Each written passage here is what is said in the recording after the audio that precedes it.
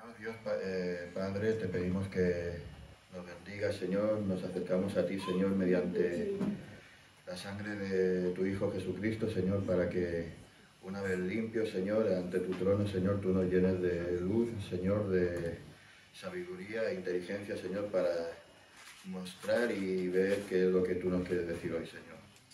Gracias por todo, bendice a los hermanos que hay aquí, Señor, y da salud a aquellos que se encuentran mal. Y gracias por todo en el nombre de tu Hijo Jesucristo. Amén. Amén.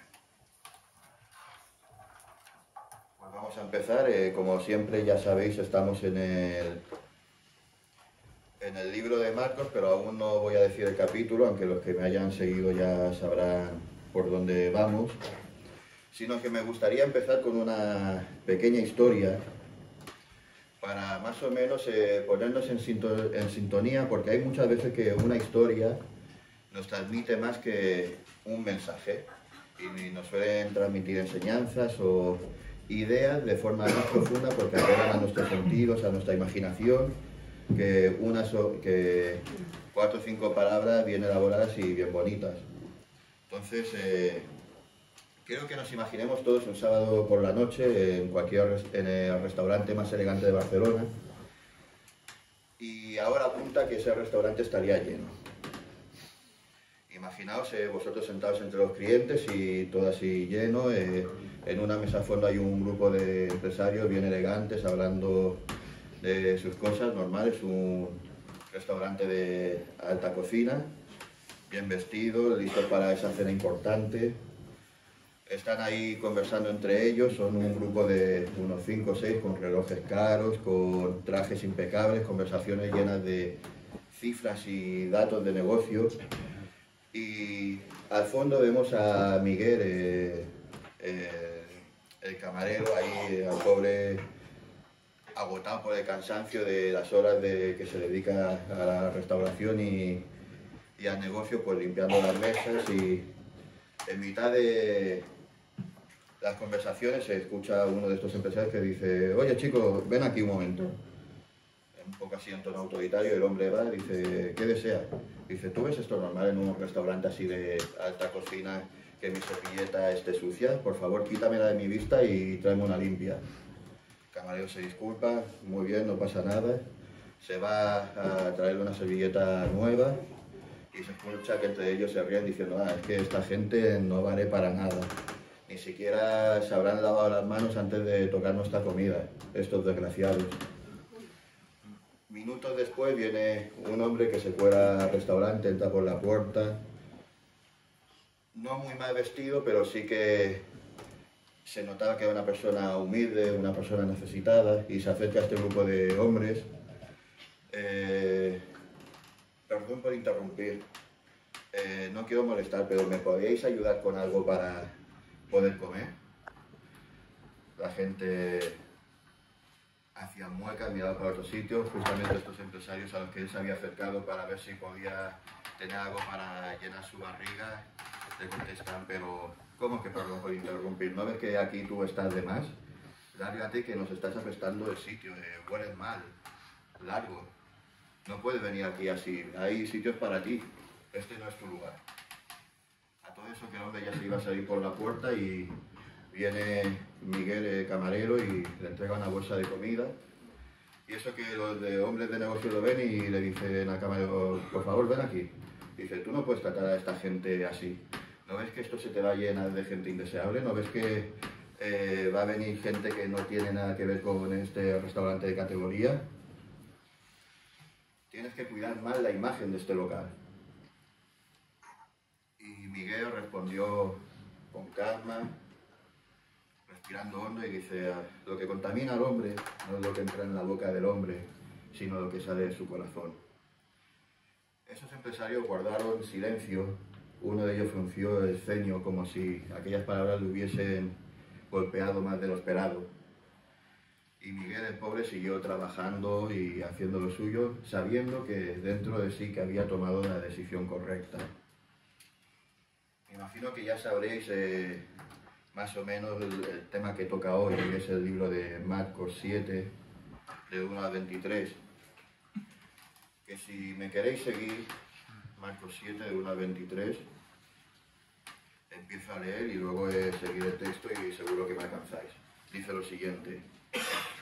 Se juntaron a Jesús los fariseos y algunos de los escribas que habían venido de Jerusalén, los cuales, viendo a algunos de los discípulos de Jesús comer pan con las manos sucias, esto es, no lavadas, los condenaban.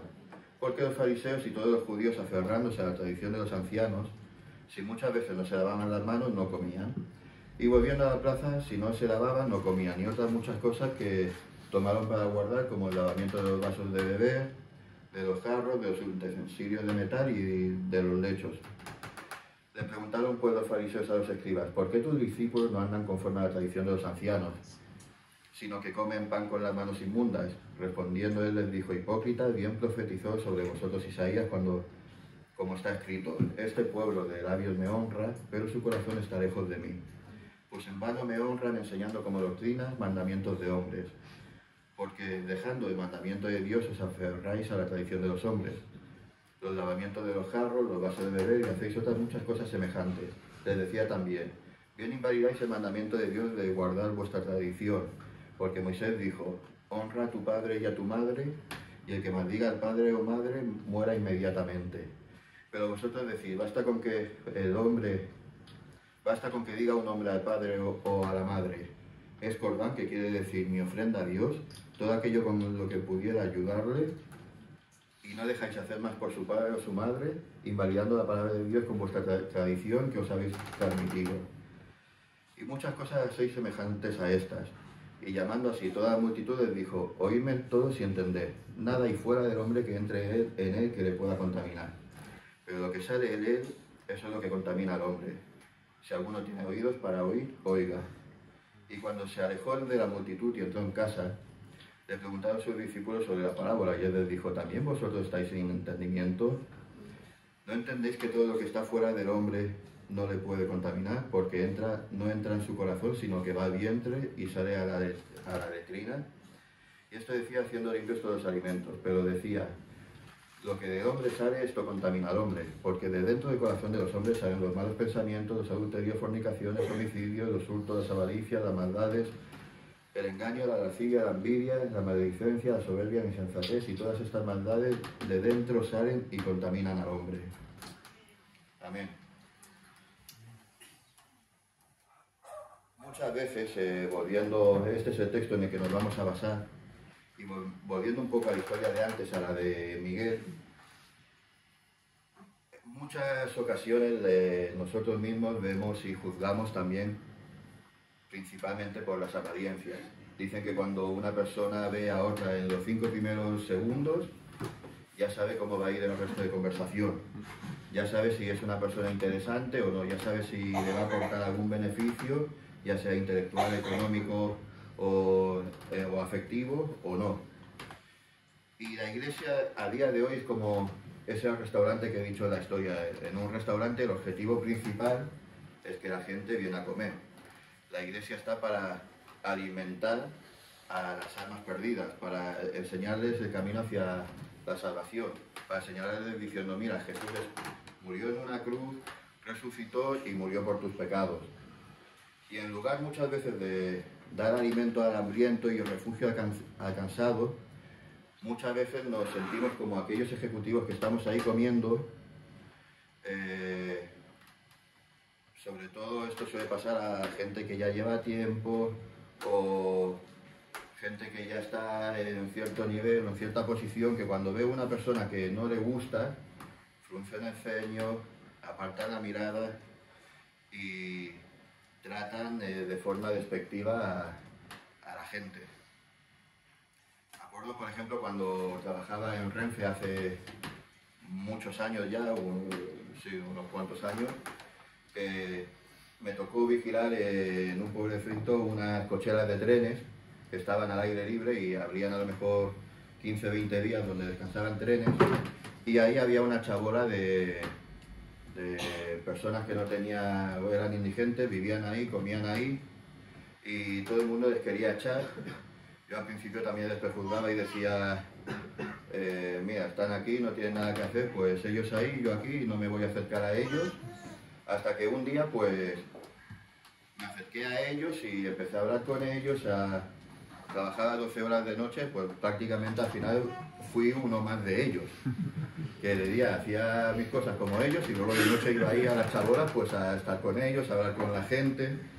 Es más, gracias a que yo estaba ahí vestido de vigilante, pues muchas veces cuando la gente pasaba por al lado, que lo que hacían eran los chavales les tiraban piedras o la gente les escupía o les tiraba a las chavalas para que se fuesen, al estar ahí pues ya la gente no los maltrataba ni los humillaba. Y ahí me acuerdo mucho que el Señor me usó para, mediante la iglesia de Santa Perpetua, pues les entregamos a veces pues comida, mantas, ropa, y ahí había de todo, había desde drogadictos, había musulmanes, había cristianos, pero siempre no podía faltar ese mensaje que me tocaba traer a mí, no de forma intencional, sino ya porque ellos mismos preguntaban y tenían curiosidad. Y me acuerdo que el Señor me usó en ello. ¿Y qué hubiese pasado en ese momento si yo me hubiese dejado llevar por la presión del grupo, por las apariencias y por el mal olor que emitían y por visualmente lo antiestético que había ahí? Y esto trayéndolo a la iglesia, porque yo he estado en ese aspecto haciendo las cosas bien, pero también he estado, evidentemente soy persona y he hecho las cosas mal. ¿Y cuántas veces tristemente hemos tratado diferente a las personas por su aspecto, olor, por quiénes son e incluso por sus creencias? Y me diré, si esto aquí tiene que ver si solamente los discípulos no se lavaron las manos. ¿Qué me estáis contando con todo esto? Básicamente, a nuestro parecer, a nuestro contexto histórico de hoy, pensaríamos que solamente se estaba discutiendo el hecho de lavarse las manos o no para comer. Pero no, lo que estamos viendo aquí, si estuviésemos en aquella época, es que se estaba debatiendo la fe y por ello la salvación de los discípulos. Y siempre que cuando dentro de una iglesia se discuta entre la fe, entre si este hermano es salvo o no salvo, si no hay una raíz de evidencia, sino una raíz doctrinal en cuanto a, no la doctrina que salva, sino a doctrinas mínimas, que no son doctrinas para salvación, hay que ir mucho cuidado con ello, porque siempre será algo que usará Satanás para dividir y hacer daño a la iglesia. Y en este caso, los fariseos y los escribas, como vieron que a Jesús ya no le podían achuchar, porque siempre les había salido por un lado o por otro y no le podían coger, dijeron, mira, ahora vamos a por sus discípulos para que entre ellos se peleen y si los discípulos son malos es porque el maestro es malo. Y fueron a por los discípulos de Jesús.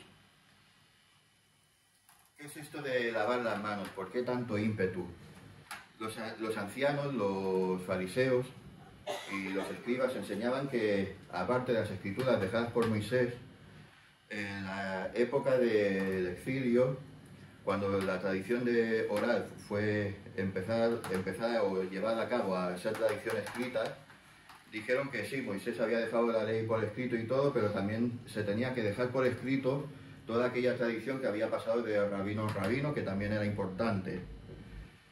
¿Qué pasa? Si todos conocemos la historia del pueblo de Dios, sabemos lo mucho que les gustaba cruzarse con las tribus paganas, con baales, con cosas que no debían, y en la tradición oral, la tradición rabínica, empezaron a mezclarse pues festividades paganas, ritos helénicos, tradiciones asirias, y estas fábulas, por ejemplo, tenían ellos que si tú no te lavabas las manos a la hora de comer, habían demonios que se te podían enganchar en la piel.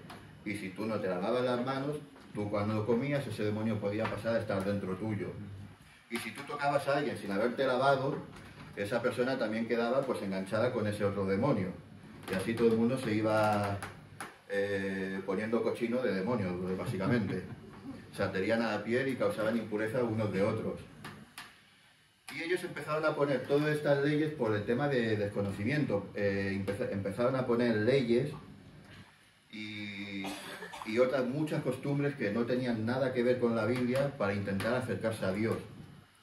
Ellos decían que si el sacerdote se tenía que lavar para presentar el sacrificio ante Dios en el tabernáculo, pues que todos entonces se tenían que lavar porque ese lavamiento perdonaba los pecados. Pero fijarse un poco el desvarío, el sacerdote se tenía que limpiar con agua, tenía que limpiar los utensilios con los que iba a llevar a cabo el ritual del sacrificio de cordero, porque ese cordero debía ser santo, no debía entrar nada inmundo a él. Y todo eso apuntaba a la santidad de Cristo. No era porque el agua tuviese poder, sino porque el agua era un símbolo de pureza. ¿Qué pasa?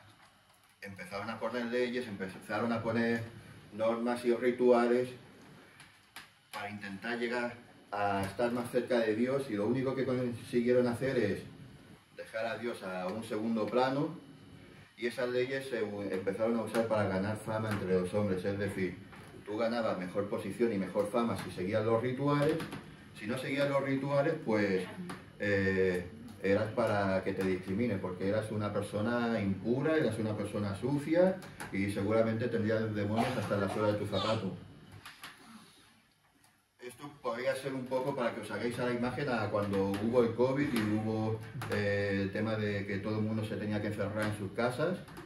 Pobre de ti, de que fueses a hacer la compra, la subieses y dijese, uy, se me ha olvidado el pan, y volvieses a bajar. Ya te estaban sacando en vídeos, llamándote mala persona, mira, ese está yendo 4 veces al supermercado y solamente se puede salir una. Lo vamos a denunciar a la policía, que le multen, que le multen. Y empezó la gente a señalarse ahí, pues como si fuesen criminales. Por el contrario, ¿qué vemos en la ley de Dios? Porque hemos estado hablando de la ley de los hombres, la tradición oral de los fariseos. En la ley de Dios vemos todo lo opuesto, es lo que he dicho, era una ley ceremonial para los levitas que señalaba la purificación de los pecados mediante el sacrificio. La ley de Dios básicamente la podríamos llamar como la ley del amor. ¿Por qué? El primer mandamiento, ama al Señor sobre todas las cosas. Y es que si amas a Dios sobre todas las cosas, no vas a querer tener una religión, no vas a querer hacer A, B o C, D para llegar a Dios. Si amas a Dios sobre todas las cosas, vas a tener una relación con Dios. Si amas a Dios sobre todas las cosas, vas a vivir según su voluntad, vas a vivir apartado del mal. No porque Él lo pida, sino porque tú deseas estar cerca de Él. Y si llegamos a este punto, vamos a llegar a la siguiente ley, que la he titulado la ley del cuidado. Es decir, si amas a Dios sobre todas las cosas, también vas a amar al prójimo como a ti mismo. Y el prójimo, la palabra prójimo es la gente que te rodea. ¿Por qué? Porque esto ya lo dije en la predicación anterior. Es muy fácil mantener al niño de África, es muy fácil enviar dinero a las personas que lo están pasando mal. Pero es más difícil amar a ese jefe que te está haciendo la vida imposible. El prójimo, la palabra prójimo sería el cercano. El cercano es tu jefe. El cercano es tu padre que no te entiende y te castiga todo el tiempo. El prójimo es la mujer que a la mínima que gires la cabeza te empieza a chillar todo el tiempo.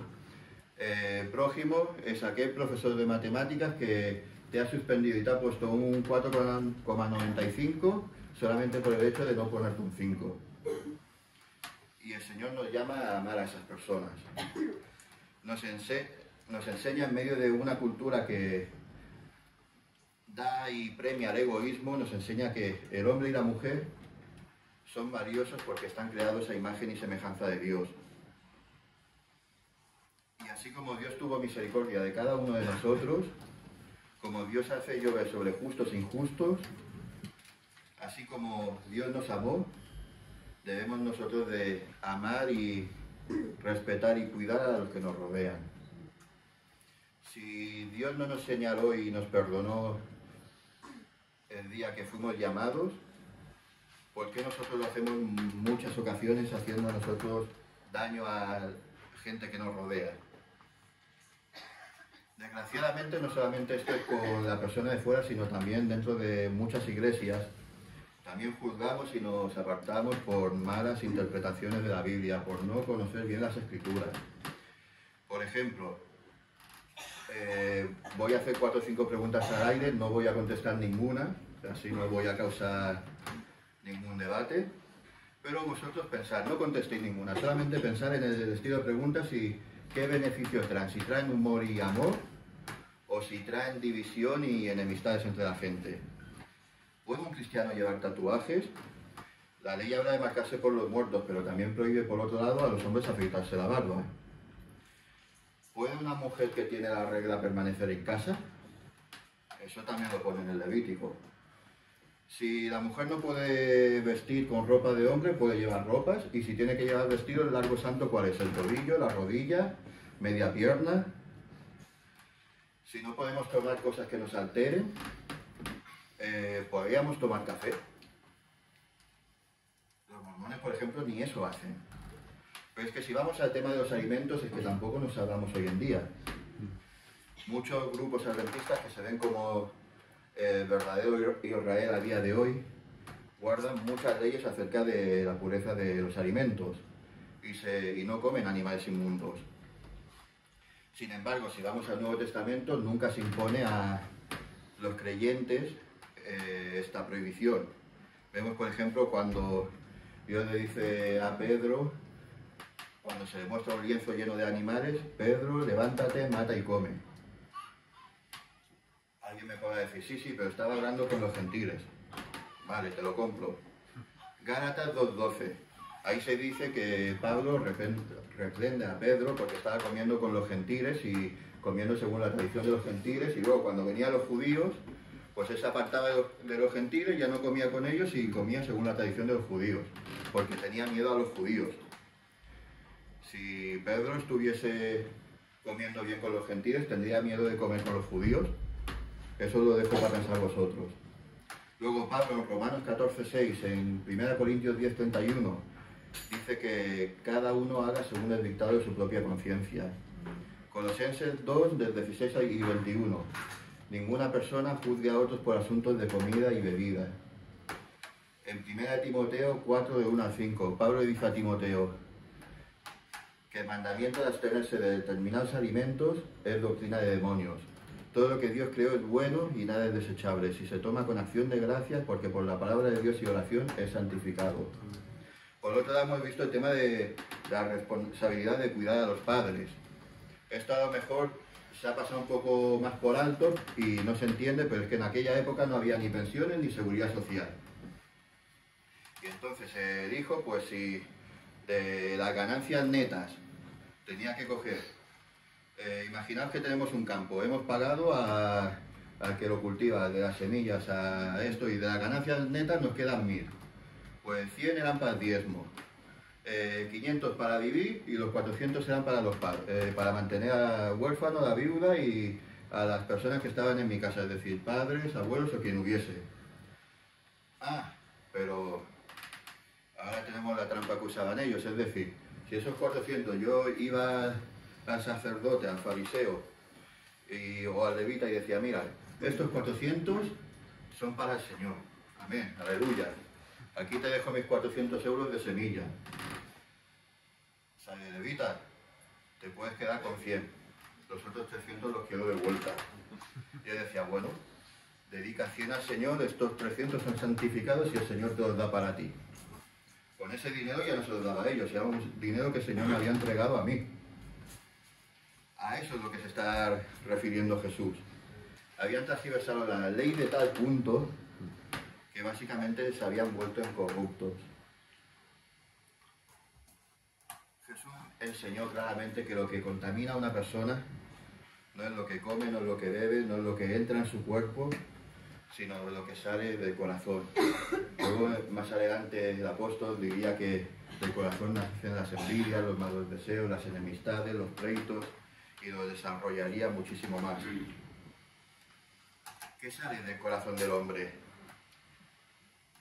Hoy en día todo el mundo en esta sociedad dice, no, es que los niños cuando nacen son buenos por naturaleza y luego a medida que crecen, según el ambiente donde hayan crecido, se van haciendo malos por el ambiente que les rodea, las circunstancias, las drogas, los malos padres, los vicios, si nacen en un hogar violento o no, etcétera, etcétera, etcétera, y ahí el niño se va corrompiendo. ¿Qué pasa? Esto, aunque estadísticamente pueda verse así, básicamente nos está quitando a nosotros de toda culpa, porque la culpa no es mía, la responsabilidad de que yo luego sea un asesino convicto no es mía, sino es culpa de que me han criado mal. Cuando la Biblia dice todo lo contrario. La Biblia dice que desde Adán y Eva pecaron, nuestro corazón nace con una tendencia hacia el mal, debido a esa esclavitud por el pecado. En Romanos 3:10 nos dice que no hay justo ni aun uno. Y es que si nos fijamos y analizamos el comportamiento ya desde bien niño, y yo he tenido 3, sé de lo que hablo, los niños son egoístas por naturaleza, es decir, lo suyo, lo que tienen ellos, no lo van a compartir. Pero si a ti te ven algo que les gusta, es que encima te lo van a querer quitar. Y esto siempre es así. Y siempre hay que ser consciente de que tanto ellos como nosotros adultos, siempre, aunque una decisión nos parezca buena y acertada, si no está bajo los pies de la Escritura, siempre vamos a tomar una mala decisión. Siempre que vamos a tomar nosotros una decisión por nosotros mismos, da igual lo listo que seamos, vamos a tomar malas decisiones, aunque en el fondo las cosas hayan salido bien. Y es que el hombre básicamente es influenciable. En Jeremías 17:9 dice: engañoso es el corazón más que todas las cosas.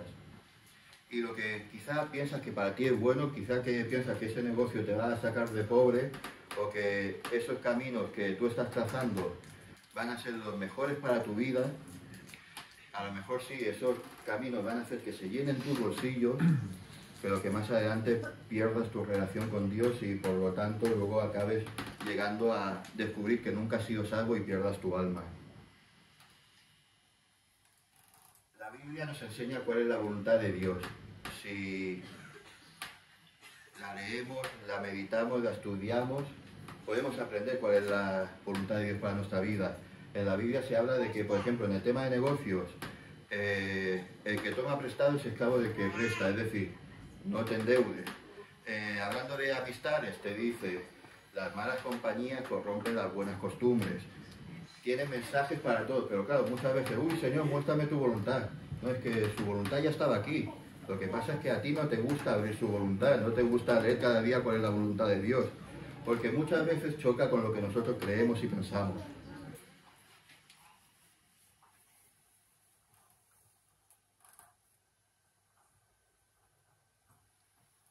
¿Cuál es la naturaleza de Dios?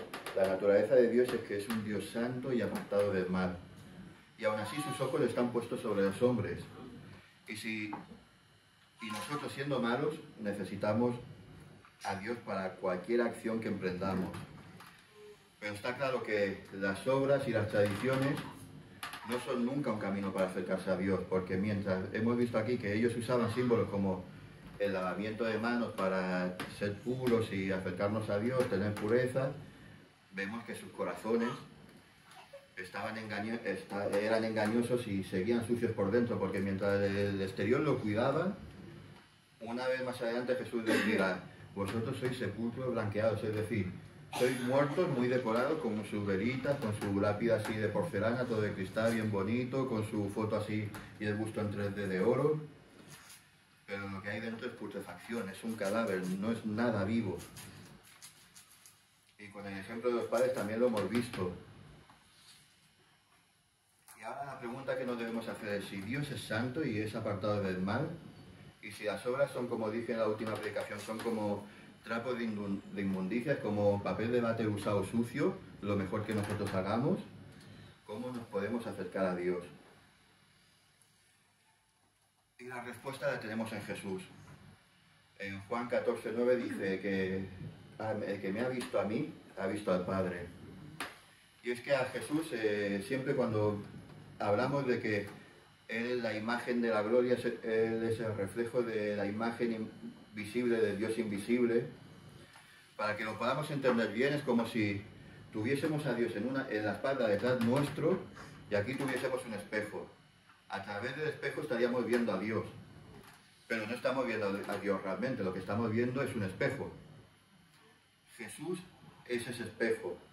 Jesús es la imagen visible de Dios visible. Él es el Dios santo hecho a forma de hombre para que nosotros lleguemos a comprender cuál es toda su profundidad de su amor, su relación, su poder.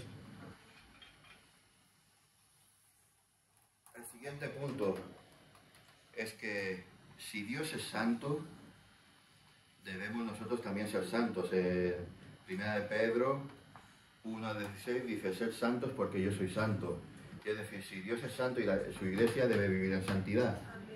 La santidad no es venir a la iglesia, cantar a viva voz y luego ya nos olvidamos. No. La santidad significa apartados de, es decir, si Dios es apartado del mal, nosotros debemos de ser apartados del mal. ¿Y qué es el mal? Es todo aquello que nos pueda dañar a nosotros, nuestra relación con Dios y nuestra relación con el prójimo. En pocas palabras, a grandes rasgos, resumiendo, si amamos a Dios, guardemos sus mandamientos, pero no para ser justificados y salvos por los mandamientos, sino como consecuencia de su amor. Esto es como cuando tú empiezas un trabajo, que me imagino que la mayoría de aquí trabajáis, y ese primer día siempre os acordaréis de aquella persona que os habrá formado, que habrá dicho, mira, si alguna vez te ves en esta situación, nos imaginamos una central nuclear, mira, si algún día pasa esto, nunca aprietes el botón rojo, que si no, nos vamos. Te encuentras en esa situación y piensas, es que ya estaba el jefe mandándome, seguro que me dice no hagas esto, pues para fastidiarme. Y tú vas y aprietas el botón rojo. Con Dios pasa lo mismo. Por eso dice la Biblia, los mandamientos de Dios no son gravosos, porque no son para castigar, no son para machacarnos, no son para agobiarnos, sino para evitar las consecuencias de una vez has apretado el botón rojo. Pero tristemente vemos que no lo entendieron y aún así pusieron normas, ni más normas, como no bebas, no comas, no conduzcas. Para acabar ya, tristemente muchas veces nos ponemos cargas a nuestras espaldas disfrazados de bondad y santidad.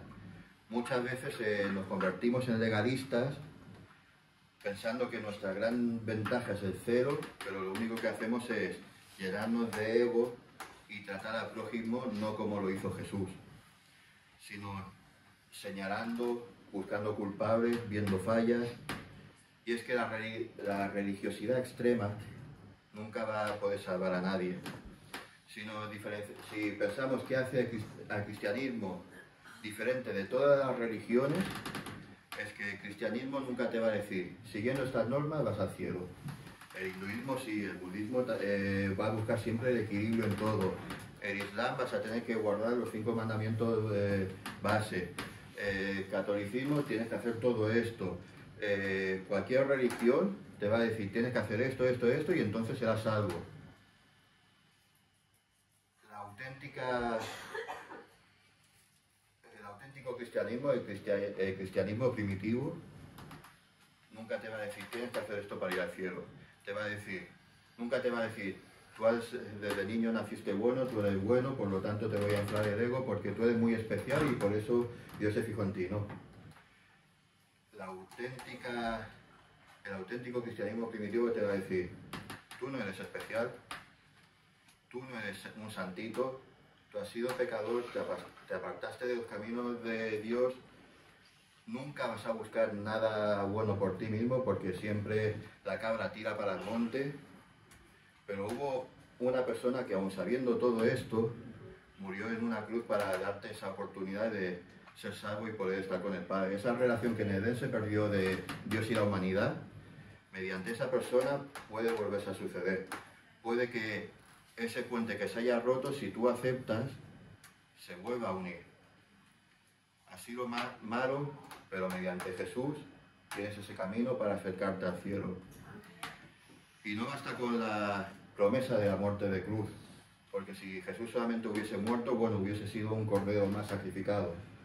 La cosa es que resucitó, llegó al cielo, y esa es la promesa de que nosotros, por mucho mal que hayamos hecho a nuestras espaldas, tal como Jesús resucitó, si confiamos en Él, si le seguimos a Él, no a 4 normas que hayan puesto, estaremos con Él en el paraíso.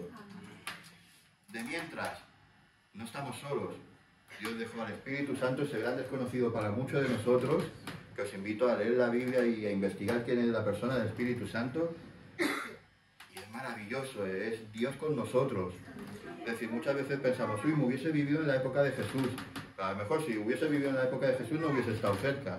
Para llegar a él tuvieses que haber cruzado un océano, haber cruzado un mar y a lo mejor haber llegado a él y a lo mejor él solamente te habría podido dedicar 5 minutos de su tiempo.